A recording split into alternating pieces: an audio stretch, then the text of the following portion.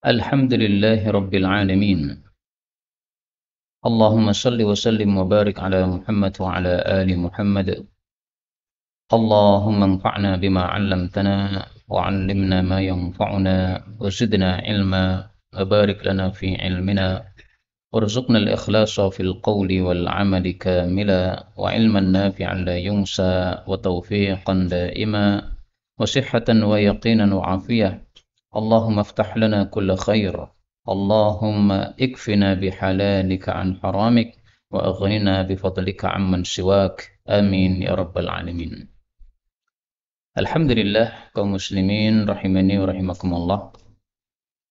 Pada hari Arafah ini kita bisa lanjutkan kajian kitab Al-Mukhtasar As-Saghir lil Jami' As-Saghir. Dan sudah kita baca 10 hadis yang pertama dari Innamal A'malu Binniyat sampai dengan hadis Ittaqillaha haitsuma kunta. Maka sekarang kita lanjutkan pada huruf ba, harful ba, huruf ba. Rasul sallallahu alaihi wasallam bersabda, babani, ada dua pintu, muajjalani, yang disegerakan, uqubatuhuma, hukuman keduanya, fid dunya, di dunia. Yang pertama adalah al-baghyu, berbuat zalim. Yang kedua adalah wal uququ, durhaka kepada orang tua. Hadis riwayat Hakim sahih. Hadis ini menunjukkan dua hal. Yang pertama, bahwa ada dosa-dosa yang hukumannya disegerakan oleh Allah Subhanahu wa taala di dunia. Sebagaimana ada dosa-dosa yang hukumannya diakhirkan oleh Allah Subhanahu wa taala besok di akhirat. Yang kedua, hadis ini menunjukkan besarnya dosa zalim dan durhaka. Sehingga zalim ini hukumannya disegerakan oleh Allah Subhanahu wa taala di dunia. Demikian juga durhaka kepada orang tua, hukumannya disegerakan oleh Allah Subhanahu wa taala di dunia. Apakah hanya dua dosa ini yang disegerakan di dunia? Ternyata kita temukan hadis yang lain tidak hanya dua. Maka kita cari hadis yang lain yang menunjukkan ada dosa-dosa lain yang juga disegerakan hukumannya di dunia. A'jalu. Rasul sallallahu alaihi wasallam bersabda, laisa syai'un, tidak ada sesuatu, a'jala iqaban, yang lebih segera hukumannya, minal baghi, daripada berbuat zalim, wa qati'atir rahim, dan memutus hubungan kerabat. Nah, maka di sini ada tambahan memutus hubungan kerabat. Ini juga dosanya disegerakan oleh Allah Subhanahu wa taala. Dan ini mirip dengan durhaka kepada orang tua. Bedanya kalau orang tua itu kerabat paling dekat. Nah, kalau di sini memutus hubungan kerabat, ini sifatnya lebih umum lagi. Kemudian juga Rasulullah sallallahu alaihi wasallam bersabda, "Ma min dhanbin", tidak ada dosa, "ajdaru ay yu'ajjilallahu ta'ala li sahibihi al-'uqubah", yang disegerakan oleh Allah hukumannya di dunia, ma'a ma yaddakhiruhu lahu fil akhirah, bersama hukuman yang sudah disimpan untuk akhirat kelak, min qati'atir rahim, berupa memutus hubungan kerabat, wal khiyanah, dan khianat, wal kadzib, dan dusta. Berarti totalnya ada 5 dosa. 2 yang disebutkan tadi, kemudian ditambah qati'atur rahim, memutus hubungan kerabat. Kemudian yang keempat adalah khianat, kebalikan dari amanat. Kemudian yang kelima adalah al-kadzib, dusta.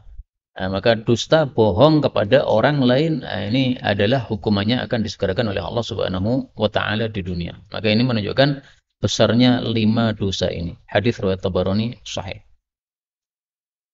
Kemudian kaum muslimin rahimani wa rahimakumullah, yang disebut al-baghyu, zalim, itu ada beberapa macam. Zalim ada 3 macam. Ada zalim kepada nyawa atau jiwa seseorang. Nyawa atau jasad seseorang, ya, seperti memukul, membunuh, dan sebagainya. Yang kedua, zalim kepada harta seseorang, mencuri atau mengkhianati hartanya, atau meminjam tidak mau mengembalikan, dan sebagainya. Yang ketiga adalah menzalimi kehormatannya, menuduh, mengejek. Ini semuanya termasuk dari al-baghyu, 3 macam ini. Maka hati-hati dengan 3 perbuatan ini. baik kehormatan orang maupun harta orang maupun nyawa atau jasad seseorang jangan kita zalimi. Termasuk mendolimi istri adalah menampar pipinya istri, tidak boleh. Karena dilarang oleh Rasul sallallahu alaihi wasallam menampar wajah seseorang. Marah sama istri, mendidik istri, dipukul boleh, tapi pukulannya bukan pada wajah. Menampar wajah ini termasuk apa? Al-baghyu, kezaliman, karena dilarang oleh Rasulullah sallallahu alaihi wasallam. Kemudian al-uquq, durhaka kepada orang tua, ini mencakup laki-laki dan perempuan, yaitu bapak dan ibu, sama saja. Meskipun di dalam hadis yang lain Rasul sallallahu alaihi wasallam hanya menyebutkan ibu saja, bapak tidak disebutkan. Innallaha, sesungguhnya Allah taala harrama, mengharamkan alaikum, atas kalian, uquqal ummahat, durhaka kepada para ibu. Ini hadis muttafaqun alaih. Nah, disebutkan ibu saja, bapak tidak disebutkan, bukan berarti boleh durhaka kepada bapak, bukan. Karena ayat-ayat hadis-hadis sangat banyak menyuruhkan kita untuk bakti kepada kedua orang tua. Nah, maka disebutkan ibu ini karena banyaknya kejadian. Anak durhaka kepada ibu. Karena dianggap ibu ini lemah, perempuan lemah. Tapi laki-laki biasanya kuat sehingga seorang anak tidak berani durhaka kepada bapaknya. Maka ini bukan pengkhususan sama sekali. Kita lanjutkan hadis nomor 12. Badiru, segeralah, bi salatil maghribi, salat maghrib, qabla tulu'in najm, sebelum munculnya bintang-bintang. Hadis riwayat Ahmad sahih. Hadis ini menunjukkan dua hal. Pertama, bahwasanya salat itu lebih utama di awal waktunya. Maka sebisa mungkin salat di awal waktu. Salat di akhir waktu, pahalanya menjadi lebih kecil. Salat di tengah waktu, pahalanya juga lebih kurang lagi. Kalau mau lebih utama, salatnya di awal waktu. Kemudian yang kedua, hadis ini menunjukkan bahwa khusus salat maghrib ada perintah khusus untuk menyegerakan. Sehingga untuk salat maghrib ini memang dibedakan dengan salat-salat yang lain. Ada salat 5 waktu kan? Nah, maka salat maghrib ini lebih disegerakan daripada salat-salat yang lain. Berdasarkan hadis yang sangat banyak. Pertama, hadis ini. Yang kedua, kita lihat bagaimana praktek Rasulullah sallallahu alaihi wasallam.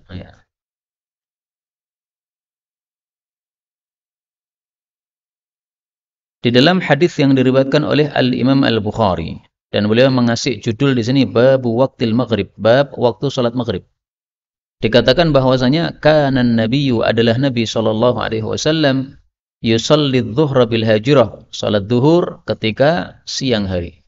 Wal ashra wasyamsu naqiyah, salat asar ketika matahari masih putih. Wal maghriba idza wajabat, dan salat maghrib ketika matahari sudah tenggelam. Nah, kata-kata ketika matahari sudah tenggelam ini adalah mubalaghah. Seolah-olah begitu matahari tenggelam langsung salat maghrib. Padahal itu tidak mungkin dilakukan. Karena prosesnya pasti salat tenggelam matahari, kemudian adzan maghrib dulu. Setelah adzan maghrib dulu, ada jeda antara adzan dengan iqamah. Setelah itu baru iqamah. Setelah itu baru salat maghrib. Nah, maka perkataan ini menurut para ulama menunjukkan mubalaghah. Wal maghriba idza wajabat. Salat maghrib dilakukan ketika matahari tenggelam. Seolah-olah begitu tenggelam langsung salat. Karena itu untuk salat maghrib hendaknya, sunnahnya itu qomatnya lebih cepat daripada salat-salat yang lain. Misalkan salat-salat yang lain kita kasih waktu 15 menit misalnya. Sebagian masjid kan ada jadwal qomatnya itu kan. Sudah ada jam yang beralarm. Nah, begitu 15 menit dari adzan sudah langsung dikumandangkan qomat. Maka untuk maghrib tidak sepantasnya disamakan dengan salat-salat yang lain. Kasih 10 menit atau 5 menit. Yang saya lihat kiai yang menghidupkan sunnah ini mempercepat adzan maghrib, qomat maghrib. Ini satu adalah Ustaz Mudzakir hafizahullah ta'ala. Antara adzan dan qomatnya itu seperti enggak ada jeda. Ya ada jeda tapi sebentar. Seringkali saya sholat 2 rakaat, belum selesai beliau sudah datang qomat. Kenapa? Karena memang sunnahnya maghrib itu disegerakan. Yang kedua lagi adalah Syekh Balfaqih di Jawa Timur, di Malang. Beliau punya pesantren di sana, terkenal sebagai ahli hadis di sana. Nah, beliau karena ahli hadis mungkin, sehingga beliau mengamalkan hadis-hadis Nabi SAW tentang menyegerakan salat maghrib ini. Demikian juga hadis yang lain, kita temukan sabda Nabi SAW, Fadilah kenapa kita menyegerakan salat maghrib. Beliau katakan, la tazalu ummati 'alal fitrah. Senantiasa umatku di atas fitrah, maksudnya di atas sunnah. Ma lam yuakhirul maghriba, kalau tidak mengakhirkan salat maghrib, ila ishtibakin nujum, sampai bermunculannya bintang-bintang. Hadis riwayat Abu Dawud. Nah, maka senantiasa mempercepat qamat maghrib itu berarti di dalam sunnah. Kalau selalu mengundur-undur qamat maghrib, maka itu termasuk meninggalkan fitrah atau sunnah Rasulullah sallallahu alaihi wasallam. Kemudian kita lanjutkan hadis 13. Qala Rasulullah sallallahu alaihi wasallam, birrul haji, mabrurnya ibadah haji adalah it'amut ta'am, dengan memberikan makanan, wa tibul kalam, dan ucapan yang baik. Hadis riwayat Hakim sahih. Hadis ini menunjukkan dua hal. Yang pertama, bahwasanya haji itu ada yang mabrur, ada yang tidak mabrur. Haji yang mabrur, yang kedua, haji yang mabrur adalah haji yang apabila kita melakukan kebaikan-kebaikan padanya dan meninggalkan kemungkaran-kemungkaran padanya. Maka haji mabrur itu rukunnya dua. Ya. Pertama, kemungkaran-kemungkaran ditinggalkan. Yang kedua, kema'rufan, kebaikan-kebaikan dilakukan. Nah, termasuk kebaikan yang dihasungkan oleh Nabi SAW ketika kita melakukan haji adalah it'amut ta'am, memberikan makanan. Orang-orang datang haji itu kan mereka para musafir. Nah, para musafir ini beraneka ragam. Ada orang kaya, ada orang miskin. Dan namanya musafir pasti membutuhkan sesuatu yang lebih banyak daripada orang yang mukim. Nah, sehingga kalau kita kasih makanan, insya Allah banyak yang mau. Karena mereka memang membutuhkan kepada makanan tersebut. Nah, maka it'amut ta'am ini diutamakan kepada orang-orang yang musafir yang melakukan ibadah haji tersebut. Sesama jamaah haji. Termasuk juga memberikan makan kepada orang-orang miskin yang ada di Makkah. Karena itulah Rasul sallallahu alaihi wasallam menghasung orang haji untuk menyembelih kurban di sana. Beliau mengatakan, afdalul haji, paling utamanya ibadah haji adalah al-ajju, mengeraskan suara talbiyah, wathajju, dan menyembelih kurban hadyu yang disembelih oleh orang haji. Nah, thajju ini termasuk dalam bab it'amut ta'am, memberikan makan. Karena daging setelah hewannya disembelih, dagingnya dibagi-bagi. Nah, maka ini termasuk apa? Membagi-bagi makanan kepada orang-orang yang ada di sana. Ini termasuk menyebabkan mabrurnya ibadah haji kita. Yang kedua adalah tibul kalam, ucapannya yang baik. Maka tidak diperkenankan orang haji berdebat atau bertengkar. Ini banyak orang kumpul. Nah, biasanya kalau banyak orang kumpul itu menimbulkan gesekan antara orang-orang yang kumpul tadi. Nah, maka Nabi katakan tibul kalam, kamu ucapkan yang bagus sehingga tidak terjadi perdebatan dan percekcokan antara orang-orang yang haji. Dan itu juga disebutkan oleh Allah dalam Al-Qur'an. Fala rafatha wala fusuqa wala jidala fil hajj. Surat Al-Baqarah ayat 197. Al-hajju ashhurum ma'lumat. Haji itu dilakukan pada bulan-bulan yang sudah diketahui. Maksudnya 3 bulan. Syawal, Dzulqa'dah, sama 10 dari awal Dzulhijjah. Faman farada fihinnal hajja, maka barang siapa yang wajib haji baginya, fala rafatha, tidak boleh rafath, yaitu melakukan mengucapkan perkataan yang mesum. Wala fusuqa, perbuatan fasik. Wala jidala, tidak boleh debat. Fil haji, pada saat haji. Nah, maka supaya tidak terjadi debat, bagaimana? Tibul kalam, ucapannya dibaikkan. Dan ini bukan berarti membatasi, memberi makan dan baik, ucapan yang baik itu hanya ketika haji, tidak. Di mana kondisi, dalam kondisi apapun, dimanapun tempat, hendaklah kita tibul kalam, ucapannya yang baik. Tapi terutama pada ibadah haji. Kenapa? Karena banyaknya orang. Sehingga menyebabkan biasanya adanya percekcokan. Nah, oleh Nabi kemudian disuruh untuk tibul kalam, membaguskan ucapan supaya tidak terjadi percekcokan tersebut. Kalau kita melakukan 2 rukun ini, yaitu kemungkaran semuanya dihindari, kemudian yang kedua, kebaikan dilakukan sebanyak-banyaknya, maka insya Allah hajinya menjadi haji yang mabrur. Birrul haji, haji yang mabrur. Haji yang mabrur, apa balasannya? Rasulullah sallallahu alaihi wasallam bersabda, "Wal hajjul mabruru laisa lahu jazaa'un illal jannah. Haji yang mabrur tidak ada balasan baginya selain masuk ke dalam surga. Hadis muttafaqun alaih. Maka mudah-mudahan semua kita masuk surga tanpa hisab, tanpa azab. Amin ya rabbal alamin. Dan semoga kita semuanya diberi kesempatan haji mabrur dan umrah mutaqabbalah. Amin ya rabbal alamin. Hadis 14. Bu'ithtu, saya diutus oleh Allah Subhanahu wa taala baina yaday sa'ah, di hadapan hari kiamat, maksudnya sebelum hari kiamat, bisayfi, dengan pedang, hatta yu'badallah, sehingga Allah disembah, wahdahu, sendiri, la syarikalah, tidak ada sekutu baginya. Waju'ila, dan dijadikan rizki saya tahta dhilli rumhi, di bawah naungan tombak saya, yaitu dengan perang jihad fisabilillah. Waju'ila, dan dijadikan adzullu, kerendahan, wassagharu, dan kekerdilan, ala man khalafa, bagi orang yang menyelisihi amri, perintahku. Wa man tashabbaha, dan barang siapa yang menyerupai biqaumin, suatu kaum, fahuwa minhum, maka dia termasuk kaum tersebut. Kaum muslimin rahimani wa rahimakumullah, hadis ini berisi 4 poin. Yang pertama, bahwa Nabi diutus sebelum kiamat dengan menggunakan pedang supaya orang-orang kafir pada masuk Islam semuanya nyembah Allah Ta'ala. Tidak ada yang nyembah selain Allah. Maka Nabi Muhammad SAW disebut juga sebagai Nabiyul Malhamah, Nabi peperangan, karena disuruh bawa pedang. Yang tidak mau masuk Islam, bunuh. Umirtu an uqatilan nas, saya disuruh memerangi manusia hatta yashhadu an la ilaha illallah, sampai mereka syahadaten. Kalau tidak syahadaten, maka berarti dibunuh oleh Nabi sallallahu alaihi wasallam. Bagaimana dengan hadis yang mengatakan bahwa Nabi Muhammad sallallahu alaihi wasallam adalah Nabiyur Rahmah, nabi yang penuh rahmat? Apakah bertentangan dengan Nabiyul Malhamah, nabi peperangan? Nah, kita lihat dulu hadisnya. Ana Muhammad, saya adalah Muhammad, wa Ahmad, dan saya namanya juga Ahmad, wal Muqaffa, dan nabi yang terakhir, wal Hashir, dan nabi yang mengumpulkan, wa Nabiyyut Taubah, dan nabi taubat, wa Nabiyyur Rahmah, dan nabi yang rahmat. Ini hadis riwayat Muslim, kemudian ditambahkan oleh Imam Tabarani, wa Nabiyyul Malhamah, dan nabi peperangan.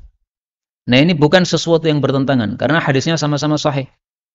Jadi Rasulullah diutus bawa pedang untuk perang melawan orang-orang kafir, tetapi tetap disebut Nabi Rahmat. Karena pedangnya ini pedang yang membawa rahmat. Dengan sebab mereka diperangi, akhirnya mereka terpaksa masuk Islam. Kalau sudah masuk Islam, maka masuk surga. Nah, rahmatnya di situ. Maka sebagian orang mengatakan Islam itu agama rahmatan lil alamin, tidak mengajarkan pedang. Itu perkataan batil sama sekali. Bagaimana dengan sabda Nabi? Beliau jelas-jelas mengatakan bisayf, saya diutus oleh Allah dengan pedang. Pedang, kata Nabi. Ya. Nah, maka disuruh oleh Allah untuk perang terhadap orang-orang kafir yang tidak mau masuk Islam, dan mereka tujuannya supaya mereka selamat dari api neraka, sehingga diperangi supaya mereka semuanya masuk Islam. Sebagaimana disebutkan dalam hadis yang lain, Rasulullah Shallallahu Alaihi Wasallam bersabda bahwasanya ada orang-orang yang mereka masuk surga dalam keadaan terbelenggu. Dhahiktu min qaumin, saya tersenyum terhadap orang-orang, yusaquna ilal jannah, mereka digiring masuk surga, muqarranina fis salasil, dalam keadaan terbelenggu dengan belenggu-belenggu. Apa maksudnya? Ini maksudnya orang-orang kafir kalah dalam perang, akhirnya dibelenggu menjadi tawanan, akhirnya terpaksa masuk Islam. Nah, kalau sudah masuk Islam, akhirnya masuk surga. Nah, Nabi tersenyum melihat orang-orang tersebut. Masuk Islam kok tidak dipaksa. Lebih enak masuk Islam secara sukarela, sehingga tidak perlu begitu. Ini yang pertama. Yang kedua, hadis ini membahas tentang rizkinya Nabi Muhammad SAW. Ternyata rizkinya dari sebab ghanimah perang, tahta dhilli rumhi. Karena itulah Ibnul Qayyim berpendapat rizki yang paling utama adalah rizki dari hasil perang. Karena inilah rizki yang diberikan kepada Rasulullah SAW. Kalau ada rizki yang lebih baik daripada rizki perang, pasti itulah yang diberikan kepada Nabi Muhammad sallallahu alaihi wasallam. Dalam hadis yang lain disebutkan, dan ini hadisnya terkenal meskipun dhaif tetapi maknanya sahih. Innallaha ba'atsani malhamatan wa marhamah. Allah mengutus saya sebagai nabi yang membawa perang dan membawa rahmat, kasih sayang. Walam yab'atsni tajiran wala zari'an. Allah tidak mengutus saya sebagai pedagang, pebisnis maupun penanam. Nah, jadi nabi rezekinya bukan dari bisnis, bukan dari menanam, tapi rezekinya dari pedang, dari perang melawan orang-orang kafir, sehingga mereka yang kalah maka ghanimahnya diambil oleh Rasulullah sallallahu alaihi wasallam. Yang ketiga, hadis ini menunjukkan bahwa orang yang menyelisih Nabi maka akan diberi kerendahan dan kehinaan oleh Allah Subhanahu wa taala. Karena itu, supaya kita tidak mendapatkan kerendahan dan kehinaan, mari kita pelajari sunnah-sunnah Rasul untuk diamalkan, dan sehingga kita termasuk orang-orang yang mendapatkan rahmat dari Allah Subhanahu wa taala. Dalam ayat Quran, Allah menyebutkan hal yang serupa. Allah mengatakan, "Falyahdharil ladzina yukhalifuna an amri." Surat An-Nur ayat 63. Maka hendaklah waspada orang-orang yang menyelisih perintah Nabi SAW, antusibahum fitnah, kalau mereka tertimpa fitnah, au yusibahum adzabun alim, atau mereka dikirimi oleh Allah siksaan yang menyakitkan. Maka orang-orang yang menyelisih sunnah Nabi itu akan dikirimi oleh Allah Subhanahu wa taala siksa dan kerendahan. Ibnu Abbas pernah marah kepada seseorang karena dia sampaikan hadis Nabi, malah orang itu mengatakan Abu Bakar dan Umar berpendapat tidak begitu. Nah, maka Ibnu Abbas marah. Beliau mengatakan, nyaris akan turun hujan batu dari langit. Gara-gara saya sampaikan hadis Nabi, malah kalian mengatakan perkataan Sayyidina Abu Bakar dan Umar. Maka tidak boleh kita lawan sabda Nabi dengan pendapat para ulama atau pendapat Abu Bakar, Umar maupun yang lain-lainnya. Kemudian yang keempat, hadis ini membahas tentang tidak bolehnya menyerupai suatu kaum, menyerupai adat orang-orang kafir, tidak boleh. Maka kalau ada suatu adat khusus bagi orang-orang kafir, tidak boleh kita ikut-ikutan padanya. Misalnya mereka punya perayaan Natal, nah, kemudian kita ikut-ikutan merayakan, ikut-ikutan mengatakan selamat Natal, ini tidak boleh. Ini sudah masuk dalam kategori tasyabbaha biqaumin fahuwa minhum. Termasuk dalam bab ini juga adalah dilarangnya kita memakai baju-baju yang merupakan khasnya orang-orang kafir. Rasul Shallallahu Alaihi Wasallam melihat seseorang laki-laki pakai baju warna merah, maka beliau mengatakan, Inna hadhihi, sesungguhnya baju merah ini, min thiyabil kufar, termasuk bajunya orang-orang kafir. Fala talbasuha, maka kamu jangan memakai baju merah tersebut. Ya'nil mu'asfar, yaitu baju mu'asfar yang dicelup dengan usfur menjadi merah warnanya. Tapi ini maksudnya merah yang khas orang-orang kafir. Kalau merahnya merah yang bukan khas orang-orang kafir, tidak ada masalah. Nah, saya nggak ngerti apakah masa sekarang ini ada merah khas orang kafir ataukah tidak. Atau merah khas orang-orang yang jelek, merah khas orang-orang yang tidak sholat. Nah, nggak boleh kita ikut-ikutan. Kalau merahnya umum, semua orang pakai, nggak ada masalah. Kita lanjutkan hadis 15. Balillahu, bahkan Allah itu yukhfidu, menurunkan, maksudnya menurunkan harga. Wa yarfa'u, dan meninggikan, maksudnya meninggikan harga. Wa inni, dan sesungguhnya saya, la arju, sungguh saya berharap, an alqallaha, bahwasanya saya berjumpa dengan Allah, wa laysa li ahadin, dan tidak ada bagi seorang pun, indi, pada saya, mazlimatun, kezaliman yang dituntut dari saya. Lamnya di kasrah bukan di fathah. Ya. Hadis riwayat Abu Dawud sahih. Hadis ini berkaitan dengan masalah yang disebut oleh para ulama dengan istilah tas'ir. Tas'ir itu menetapkan harga. Rasulullah didatangi oleh orang-orang Madinah, mereka mengatakan, "Ya Rasulullah, ini barang-barang harganya pada naik ini. Beras naik, biasanya murah, sekarang pada naik semuanya, telur naik. Gimana ini? Fasa'ir lana, maka tolong tetapkan harga untuk kami." Nah, maka Rasulullah SAW katakan, balillahu yukhfidu wa yarfa'. Yang menyebabkan harga rendah, harga naik itu Allah. Maksudnya itu haknya Allah Subhanahu wa taala. Saya tidak berhak untuk tas'ir, untuk menetapkan harga seperti itu. Karena kalau misalnya harga padi saya turunkan, nanti kasihan para petani yang terzalimi. Semestinya mendapatkan harta yang lebih banyak, tapi karena ditetapkan harga yang murah, maka menyebabkan mereka tidak mendapatkan hasil yang banyak. Nah, maka beliau mengatakan, saya berharap nanti saya jumpa dengan Allah di akhirat, tidak ada seorang pun yang menuntut kezaliman kepada saya. Artinya beliau khawatir kalau menetapkan harga, zalim kepada orang-orang yang menjual barang-barang tersebut, terutama para petani pada zaman dahulu. Karena itu di dalam Islam tas'ir tidak diperbolehkan kecuali kalau memang maslahat umum menentukan hal tersebut. Jadi kalau ada maslahat umumnya untuk tas'ir, untuk menetapkan harga, maka pemerintah boleh menetapkan harga. Misalnya mungkin yang kita lihat sekarang, misalnya bensin itu di mana-mana harganya sama. Kok bisa begitu? Nah, itu karena ada tas'ir, ada penetapan harga. Seandainya tidak ditetapkan harga, mungkin bensin juga bisa sangat mahal sekali di sebagian tempat mungkin. Nah, maka ditetapkan tas'ir supaya tidak terjadi hal tersebut. Maka ini diperbolehkan. Tapi hukum asalnya tas'ir, tidak boleh bagi pemerintah untuk menetapkan harga atau melakukan tas'ir tersebut berdasarkan hadis ini. Hadis 16, bainal alim, di antara orang yang ahli ilmu, wal abid, dan orang yang ahli ibadah, sab'una darajah, ada 70 derajat. Hadis ini derajatnya dhaif. Maka ditulis sendiri dhab, singkatan dari dhaif.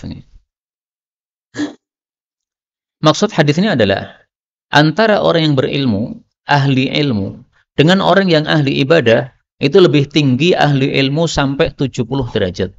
Dan kata-kata 70 biasanya dalam bahasa Arab untuk menunjukkan banyak, tidak untuk membatasi. Jadi tidak harus betul-betul 70 derajat, tapi maksudnya sangat tinggi sekali derajatnya. Hadis ini meskipun dhaif, tapi kita temukan hadis yang semakna dengannya. Mari kita lihat hadisnya.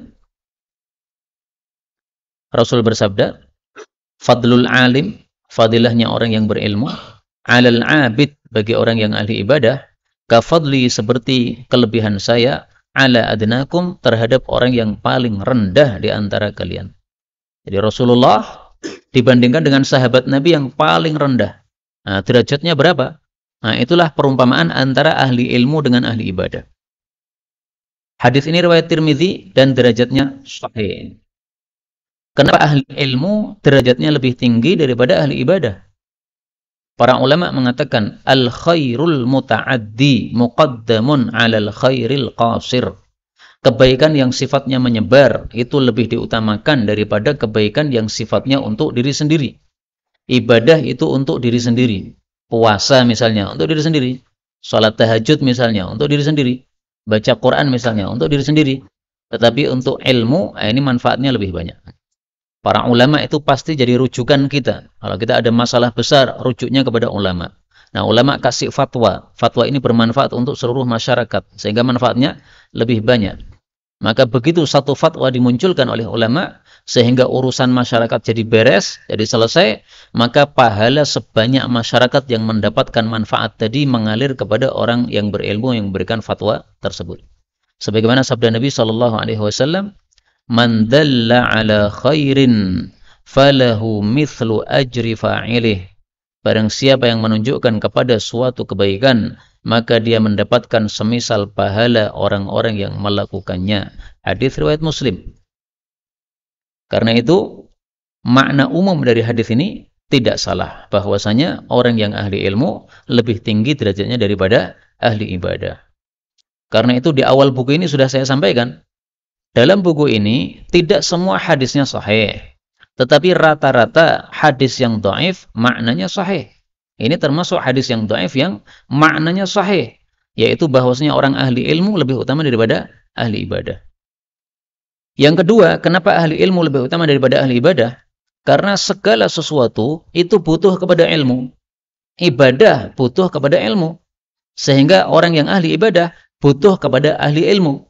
Tapi ahli ilmu tidak butuh kepada ahli ibadah. Karena dia sudah tercukupi dengan ilmunya tersebut. Tentu saja yang dimaksud ahli ilmu di sini adalah orang yang berilmu dan mengamalkan ilmunya. Karena kalau punya ilmu tetapi tidak diamalkan ilmunya, itu bukan disebut sebagai ulama. Ulama adalah sebagaimana didefinisikan oleh Allah Subhanahu wa taala dalam Al-Qur'an, innama yakhsyallaha min ibadihil ulama. Surat Fatir ayat 28. Tiada lain yang takut kepada Allah dari kalangan hamba-hambanya adalah para ulama-ulama. Maka berdasarkan ayat ini, Ibnu Abbas mengatakan, man yakhsyallah fahuwa alim. Kalau ada orang takut kepada Allah, itu berarti ulama. Jadi ulama itu tidak harus yang bisa bicara seperti ini, tidak. Tapi yang takut kepada Allah Subhanahu wa ta'ala. Sehingga dia mengetahui apa yang harus dihindari dan mengetahui apa yang harus dilakukan. Hadis 17. Al-birru, kebaikan itu, ma sakanat, apa yang tenang, ilaihi, kepadanya, an-nafsu, jiwa. Watma'anna, dan tentram, ilaihi, kepadanya, al-qalbu, hati. Wal ithmu, adapun dosa, sebaliknya. Ma lam taskun, apa yang tidak tenang, ilaihi, kepadanya, an-nafsu, jiwa. Walam yatma'inna, dan tidak tentram, ilaihi, kepadanya, al-qalbu, hati. Wa in aftakal muftun, meskipun orang-orang yang berfatwa memberi fatwa kepada Anda. Hadis riwayat Ahmad sahih. Hadis ini menunjukkan dua hal. Yang pertama, bahwasanya hadis ini termasuk dari mukjizat Rasulullah sallallahu alaihi wasallam. Kenapa? Karena ada orang datang kepada Nabi ingin menanyakan sesuatu. Dia belum sempat bertanya, Rasulullah sudah menebak. Kamu pasti datang ingin menanyakan tentang dua hal, tentang al-birru, kebaikan, dan al-ithmu, dosa. Kemudian langsung beliau jelaskan. Jadi seolah-olah Nabi bisa membaca isi hatinya. Menatap wajah seseorang bisa langsung baca ini mau apa. Sebagaimana Rasul sallallahu alaihi wasallam ketika didatangi oleh Ali untuk melamar Fatimah. Nah, sampai di hadapan Nabi, Ali malu untuk menyampaikan bahwa dia ingin melamar putrinya Nabi yang bernama Fatimah. Akhirnya ketika ditanya, ada apa Ali? Enggak ada apa-apa. Nah, maka Rasul sallallahu alaihi wasallam menjelaskan, kamu datang ingin melamar putri saya Fatimah, saya nikahkan. Nah, diketahui oleh Rasulullah sallallahu alaihi wasallam. Yang kedua, hadis ini menjelaskan tentang definisi al-birru, kebaikan. Kebaikan itu tandanya adalah kalau hati kita, jiwa kita tenang terhadapnya. Maka itu berarti kebaikan. Tetapi keburukan itu adalah sesuatu yang jiwa kita tidak tenang. Orang melakukan keburukan pasti sembunyi-sembunyi. Khawatir kalau ada orang lain yang melihat. Sehingga dia tidak tenang dalam melakukannya. Apakah ada orang maling yang tampakkan dirinya maling? Enggak ada. Pasti dia sembunyi-sembunyi. Sembunyi-sembunyi untuk ngambil harta orang. Kenapa? Hatinya sendiri tidak tenang. Nah, karena itu kalau mau melakukan sesuatu atau bingung terhadap sesuatu ini apakah baik ataukah tidak, kita tanya sama hati kecil kita. Hati kecilnya tenang tidak? Kalau tidak tenang, ya sudah. Itu sudah jawaban dari Allah Subhanahu wa ta'ala. Itu tidak baik. Pernah ada seseorang tanya kepada saya, apa hukumnya beli motor bodong? Maka saya tanya, sudah tanya belum kepada ustadz yang lain? Sudah, katanya. Ustadz Rasyid Ba'asir dia tanya, kata beliau bacakan hadis ini. Wal ithmu ma lam taskun ilaihin nafsu. Hatimu tenang tidak? Hati saya tidak tenang, Ustaz. Ya sudah, enggak usah dibeli. Berarti tidak baik seperti itu. Kalau memang itu baik, maka hatinya pasti tenang. Sebagaimana tenang kalau kita memberikan sedekah. Tenang hatinya. Bahkan nyaman, senang. Kenapa? Karena kita ingat ada pahala yang diberikan oleh Allah Subhanahu wa ta'ala di balik perbuatan tersebut. Hadis 18. Al-buka'u, menangis itu, minar rahmah, dari sebab rahmat kasih sayang. Wassurahu, dan menjerit-jerit, teriak-teriak, itu adalah minasyaitan, dari setan.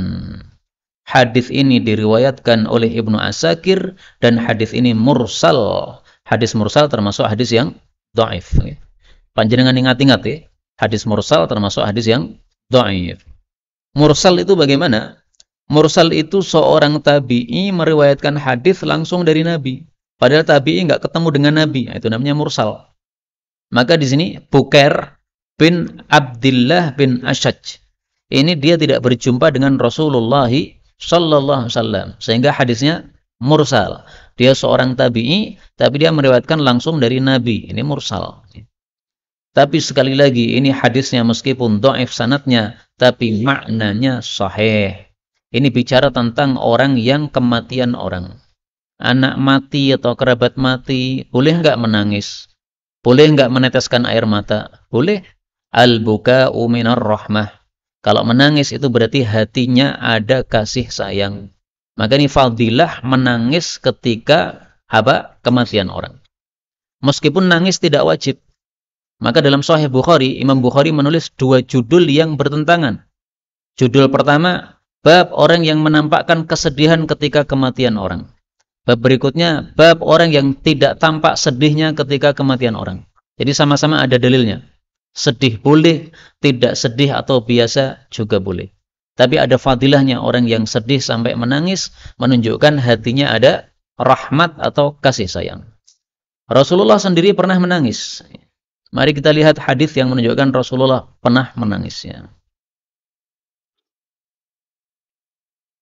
Hadhihi rahmah. Beliau menangis ketika cucunya wafat. Maka ditanya oleh sahabat, kenapa menangis? Beliau mengatakan, hadhihi rahmah. Ini adalah kasih sayang. Yaj'aluha Allahu fi qulubi man yasha. Allah letakkan kasih sayang itu pada hatinya orang-orang yang Dia kehendaki min ibadih, dari hambanya. Wa inna ma yarhamullah, tiada lain Allah akan mengasihi min ibadihi ruhama, hamba-hamba yang kasih sayang. Hadis muttafaqun alaih. Maka yang dilarang bukan menangisnya, tapi suaranya, ceritanya itu. Yang dilarang bukan menangisnya, tapi tidak terimanya itu. Nah, tidak terimanya biasanya disertai dengan teriak-teriak, jambak rambut, membedah bajunya dan sebagainya. Sebagaimana disebutkan dalam hadis yang lain, beliau mengatakan lam anha anil buka.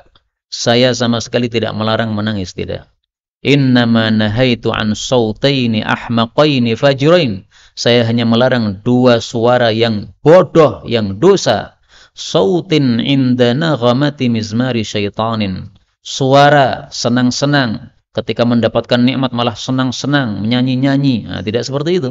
Wala'ibin wa sautin inda musibah, dan juga satu suara lagi, teriakan-teriakan ketika mendapatkan musibah.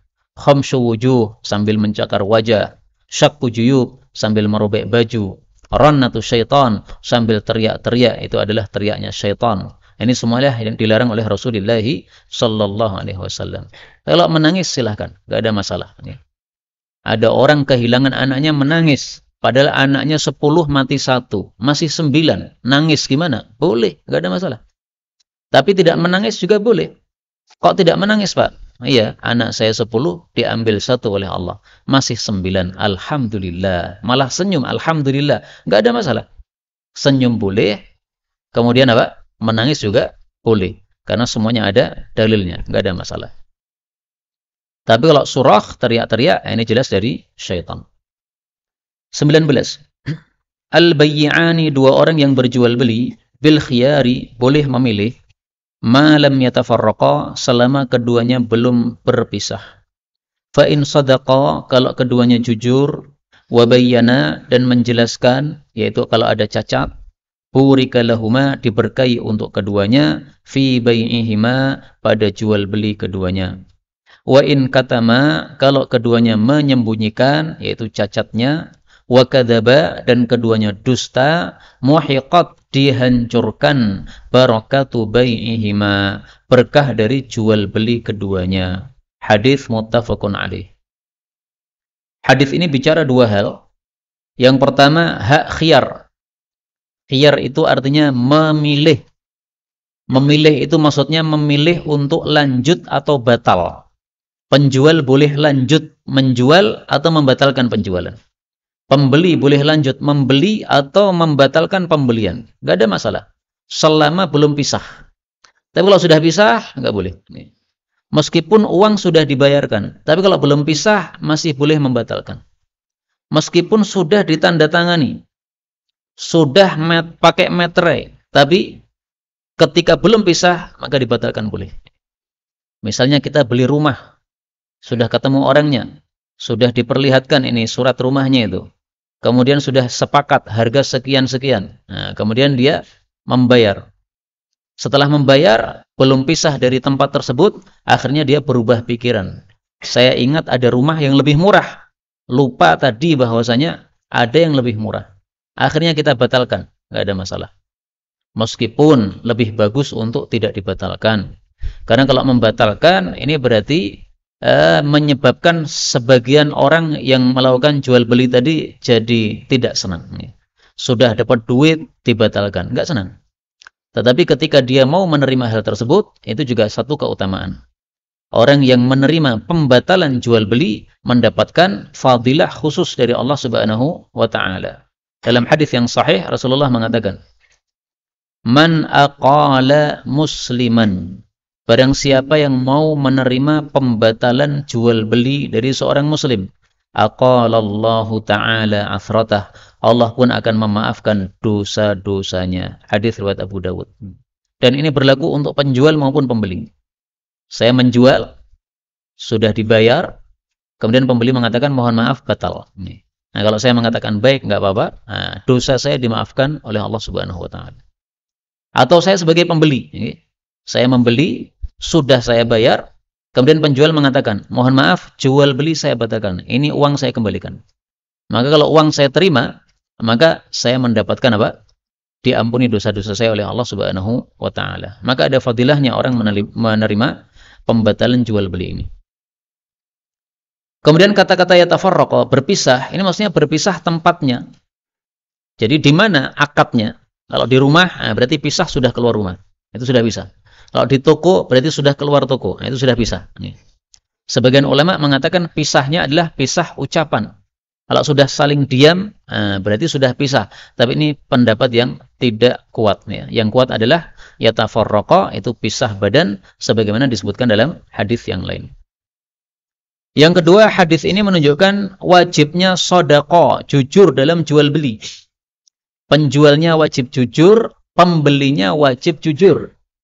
Penjualnya mengatakan, ini barangnya ada cacatnya. Nah, cacatnya disebutkan. Jangan disembunyikan. Terutama kalau pembeli tanya, Pak, ini cacatnya apa? Nah, jangan disembunyikan sama sekali. Harus ditampakkan. Ini ada kelemahannya. Misalnya beli motor second. Nah, kelemahannya apa? Cacatnya apa? Wajib ditampakkan.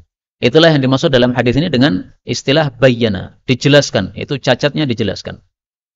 Maka kalau jujur dan menjelaskan cacat akan diberkahi oleh Allah Subhanahu wa taala. Tapi kalau menyembunyikan, maka berkahnya akan dihancurkan oleh Allah Subhanahu wa taala. Dalam hadis ini Nabi katakan katama, dua-duanya menyembunyikan, kadzaba, dua-duanya dusta. Jadi kalau dua-duanya jujur, jelas berkah. Dua-duanya dusta, jelas berkahnya hilang. Sekarang pertanyaannya, kalau salah satunya yang jujur, penjualnya jujur, pembelinya tidak jujur. Atau sebaliknya, pembelinya jujur, penjualnya tidak jujur. Apakah berkahnya juga hilang ataukah tidak? Nah, di sini terjadi khilaf atau perselisihan pendapat di antara para ulama. Dulu saya mengikuti pendapat yang mengatakan berkah tidak hilang. Karena satu orang ini jujur, sehingga yang jujur tidak kehilangan berkah. Tapi setelah saya mengalami sendiri, membeli sesuatu dan penjualnya tidak jujur, maka saya sekarang mengikuti pendapat yang kedua. Bahwasanya berkah dicabut dari dua-duanya. Kenapa berkah dicabut dari dua-duanya? Karena ini orang jual beli dengan orang yang tidak jujur. Berarti berteman dengan orang yang tidak jujur. Berteman dengan orang yang tidak baik, itu di dalam Islam tidak diperintahkan, tidak disyariatkan. Kita disuruh untuk menjauh. Sehingga kalau sudah ketanggor sama orang, dia penjual tetapi tidak jujur, atau pembeli tetapi tidak jujur, maka jangan beli lagi atau jangan jual lagi kepada orang tersebut. Kalau sudah apa? Terbukti tidak jujur. Karena kadang-kadang bukan tidak jujur, tapi memang dia tidak tahu sama sekali. Pernah teman saya cerita dia beli mobil, mobilnya tidak berasap ketika dilihat. Setelah 1 bulan ternyata berasap. Nah, maka dia bilang kepada penjualnya, loh ini Pak gimana? Mobilnya berasap kok dijual? Nggak bilang-bilang. Maka dia mengatakan, loh waktu saya jual tidak berasap. Anda sendiri sudah mencoba, sudah dibawa pergi agak jauh dan tidak berasap kan? Nah, maka itu apesnya panjenengan, kata dia. Nah, menurut saya ini nggak bohong. Memang karena sejak awal dia tidak mengetahui ada cacat tersebut. Hadis yang ke-20. Rasul sallallahu alaihi wasallam bersabda, al-bayyinatu, bukti, wa illa, kalau tidak ada bukti, fahaddun, maka hukuman had fi dhahrika, pada punggungmu. Hadis riwayat Abu Dawud sahih. Hadis ini menunjukkan dua hal. Pertama, kalau seorang suami menuduh istrinya berzina, dia wajib mendatangkan al-bayyinah, bukti. Yang dimaksud bukti adalah 4 saksi. Dari mana taunya? Dari hadis yang lain. Dalam hadis riwayat Imam Nasai, hadis ini diungkapkan dengan kalimat yang jelas. Arba'ata syuhudin. Kamu harus datangkan 4 saksi. Bahwasanya istrimu telah berzina. Kalau kamu mengatakan istri saya berzina, tapi tidak bisa mendatangkan 4 saksi, maka haddun fi dhahrik. Kamu akan diberikan hukuman had, yaitu yang dimaksud adalah dicambuk berapa? 80 kali cambukan. Sebagaimana disebutkan oleh Allah dalam Al-Quran. Fajliduhum thamanina jaldah. Surat An-Nur ayat yang keempat. Walladzina yarmunal muhsanat. Orang-orang yang menuduh berzina kepada wanita-wanita yang baik dan tidak mampu mendatangkan 4 saksi, fajliduhum thamanina jaldah, maka pukullah 80 kali cambukan. Wala taqbalu minhum syahadatan abada, jangan terima persaksiannya selama-lamanya. Wa ulaika humul fasikun, dan mereka adalah orang-orang yang fasik. Nah, maka yang dimaksud haddun di sini, hukuman had adalah 80 kali cambukan. Kalau tidak berhasil mendatangkan 4 saksi bahwasanya istrinya berzina. Yang kedua, hadis ini kemudian sudah diubah aturannya oleh Rasulullah SAW. Untuk suami istri, maka suami kalau tidak mampu mendatangkan 4 saksi, tapi dia kekeh bahwasanya istrinya berzina, maka dia bisa melakukan mula'anah. Mula'anah yaitu 4 kali dia bersaksi, bersumpah dengan nama Allah, demi Allah saya jujur bahwasanya istri saya berzina. Diulang sampai 4 kali. Kemudian yang kelima dia mengatakan, demi Allah saya siap untuk mendapatkan laknat dari Allah kalau saya bohong menuduh istri saya berzina. Dan itu juga sudah disebutkan oleh Allah di dalam surat An-Nur pada ayat-ayat berikutnya, ayat 6 dan seterusnya. Fasyahadatu ahadihim arba'u syahadatin billah. 4 kali dia sumpah dengan nama Allah. Innahu laminas shadiqin. Dia jujur. Wal khamisatu anna la'natallahi alaih. Sumpah yang kelima, dia siap mendapatkan laknat Allah. In kana minal kadzibin, kalau dia dusta. Terus kalau istrinya mengakui, maka sudah selesai masalah. Tinggal istrinya dirajam, selesai. Tapi kalau istrinya tidak mengakui, maka dia bisa menyelamatkan diri dengan melakukan hal yang serupa. Wa yadra'u anhal 'adzaba an tashhada arba'a syahadatin billah innahu laminal kadzibin. Caranya dia bersumpah 4 kali, demi Allah suami saya ini bohong, saya enggak berzina. Diulang sampai 4 kali. Setelah itu sumpah yang kelima dia katakan, demi Allah saya siap dimurkai oleh Allah kalau suami saya jujur bahwa saya berzina. Nah, kalau dia sudah sumpah 5 kali, maka dia selamat. Tapi efek dari mula'anah ini, suami sumpah 5 kali, istri sumpah 5 kali, efeknya adalah antara suami istri ini harus dipisahkan selama-lamanya. Dan tidak bisa balik sama sekali. Meskipun misalnya akhirnya suaminya minta maaf. Saya minta maaf, dulu sangat cemburu. Sebenarnya engkau tidak berzina. Pengen rujuk lagi, nggak bisa. Atau istrinya ngakui, mohon maaf, saya dulu memang berzina. Tapi sekarang saya mau perbaiki diri. Saya mau rujuk lagi sama engkau, nggak bisa. Abadan selama-lamanya tidak bisa, Pak, kembali rujuk.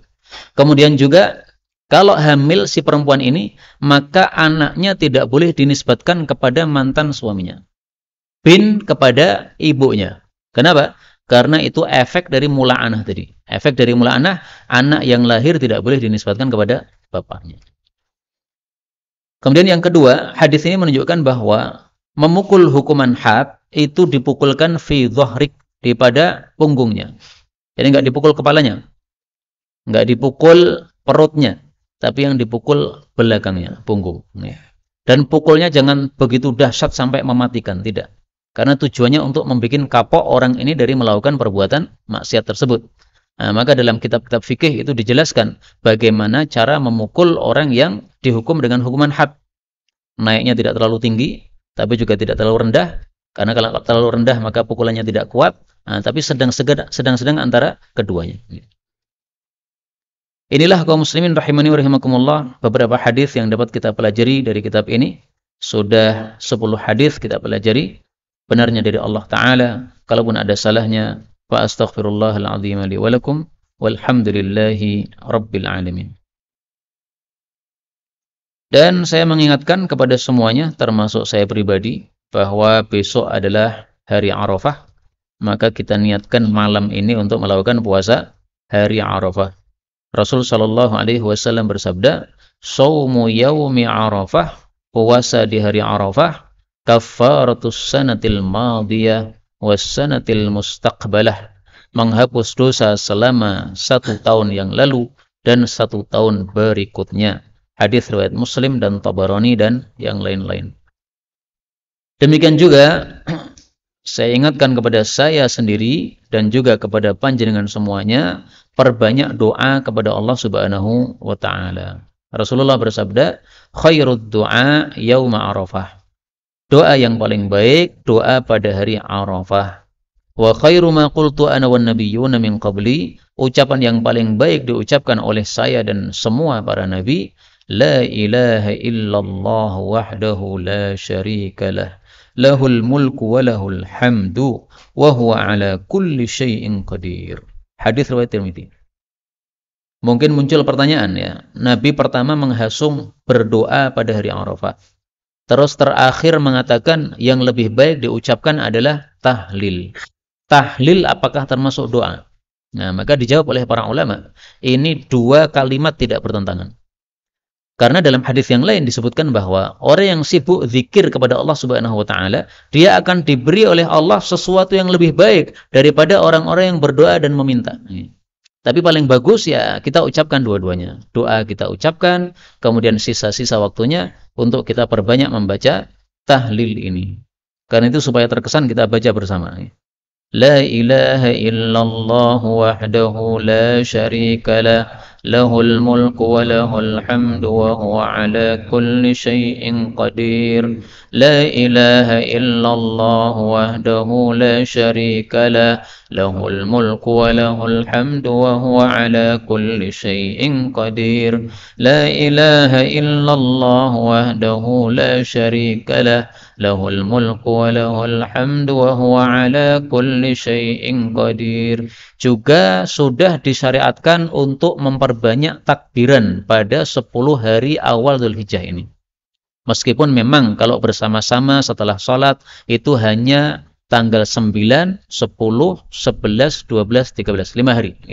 Tapi untuk waktu yang bebas, maka kita takbiran secara umum sudah disyariatkan. Allahu Akbar, Allahu Akbar, Allahu Akbar, la ilaha illallah, wallahu Akbar, Allahu Akbar, walillahil hamd. Allahu Akbar, Allah